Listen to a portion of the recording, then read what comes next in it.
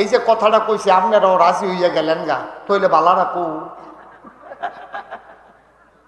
বালা যে ছিল কইলাম, আপনারাও কইলেন হ ছিল, তাইলে ভালো হইলে তো বাগনের কথা না, ঠিক কিনা কর?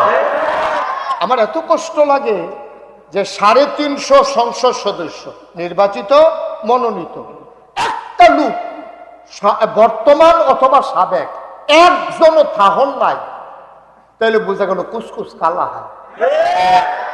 তারা আবার পাঞ্জাবির ফেলছে, আর এই কালা না।